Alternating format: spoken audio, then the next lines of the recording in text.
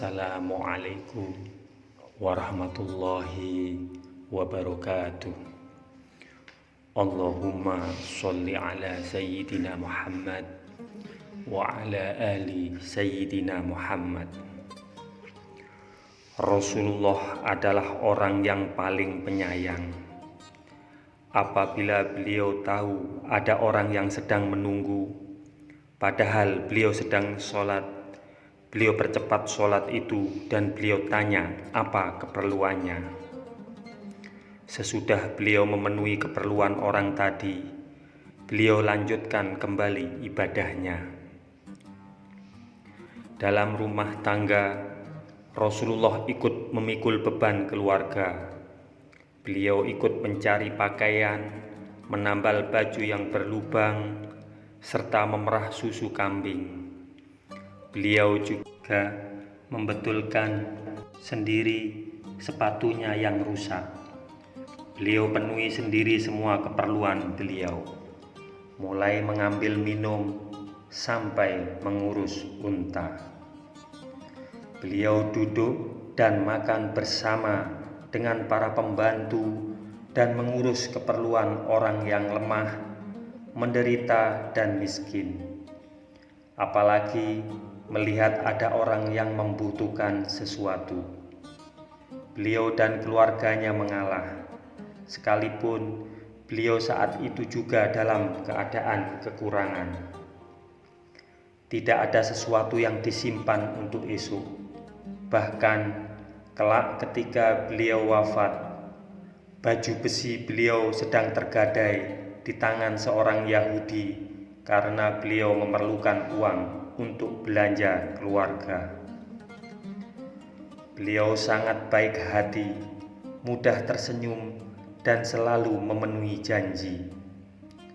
Suatu ketika ada delegasi dari Raja Najasyi dari Habasah datang berkunjung. Beliau sendiri yang melayani mereka. Para sahabat datang menegur, "Wahai Rasulullah, sudah cukuplah, bukankah ada orang lain untuk mengerjakannya?" Mereka sangat menghormati sahabat-sahabat kita ketika berhijrah ke tempat mereka.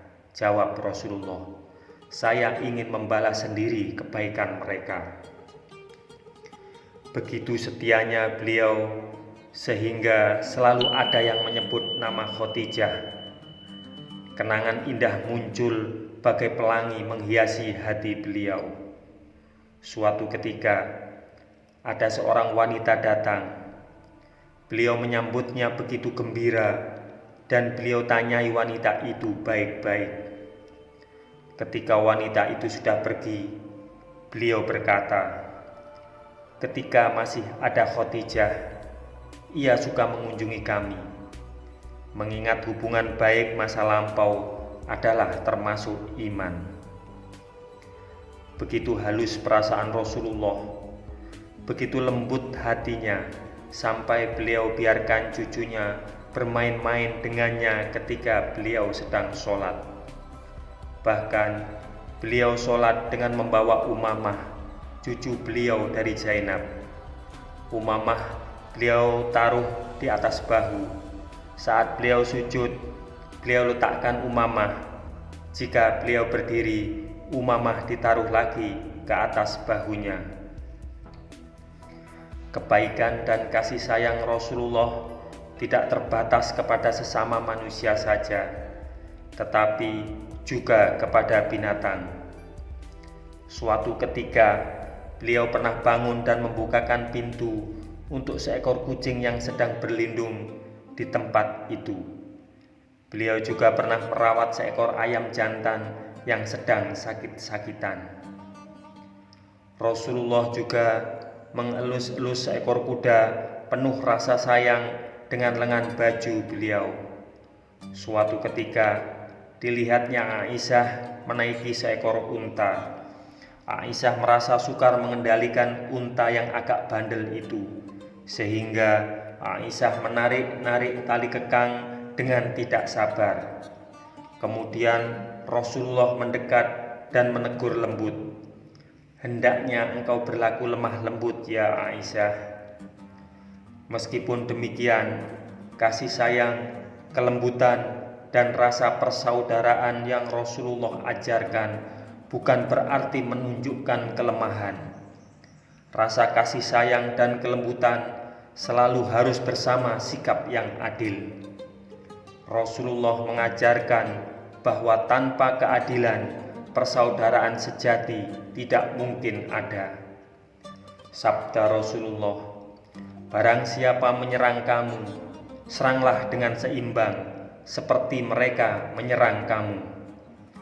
Pada saat lain, Rasulullah juga berkata, hukum kisos, membalas perbuatan dengan seimbang.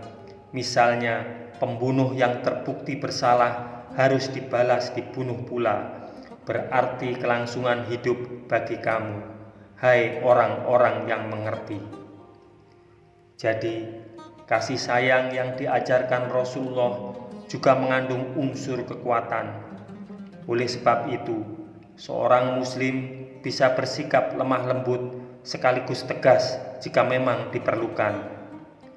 Jika seseorang tidak dapat bersikap tegas, ia akan menjadi bulan-bulanan orang-orang berhati jahat. Rasulullah mengajarkan bahwa jiwa seorang muslim harus kuat, tidak mengenal kata menyerah kecuali kepada Allah. Seorang muslim yang taat kepada Allah tidak merasa lemah apabila menghadapi rintangan. Dalam hadis riwayat Nasai dan Ibnu Hibban, Rasulullah bersabda, "Barang siapa menangkap seekor burung hanya untuk bermain-main, kelak pada hari kiamat, burung itu akan mengadu kepada Allah, 'Wahai Tuhanku, orang itu telah membunuh aku untuk mainan belaka, tidak untuk mengambil manfaat dariku.'" Rasulullah mengajarkan kepada kita bahwa tidak boleh ada rasa takut dalam hati seorang muslim, kecuali jika ia melakukan perbuatan maksiat dan dosa.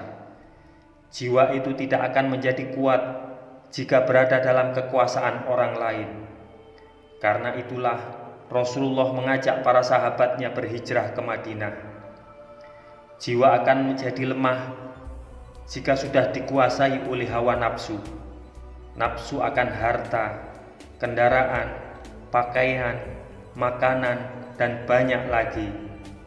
Jika seseorang sudah mencintai harta dunia, seperti itu kekuatan rohaninya melemah dan tidak lagi mampu berjuang, beribadah, serta berbakti layaknya seorang muslim sejati. Rasulullah adalah contoh yang sangat ideal dalam mengendalikan hawa nafsu.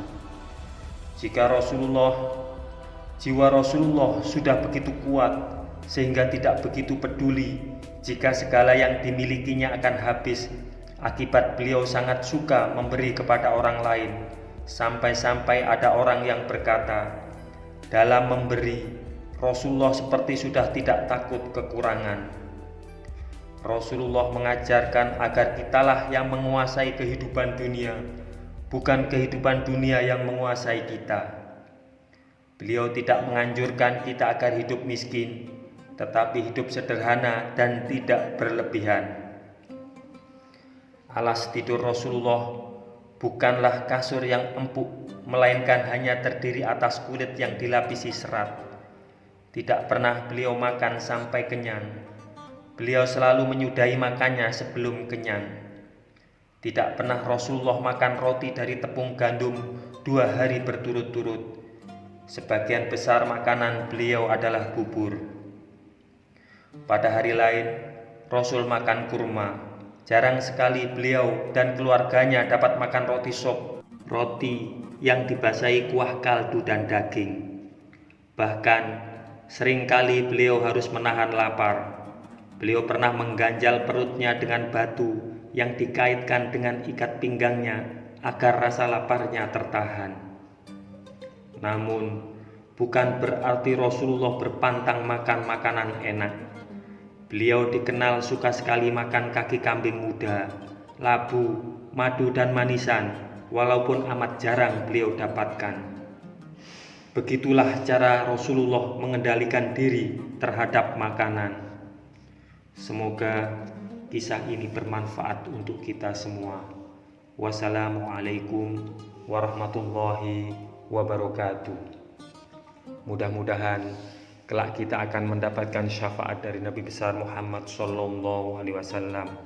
Amin, amin, amin ya rabbal alamin.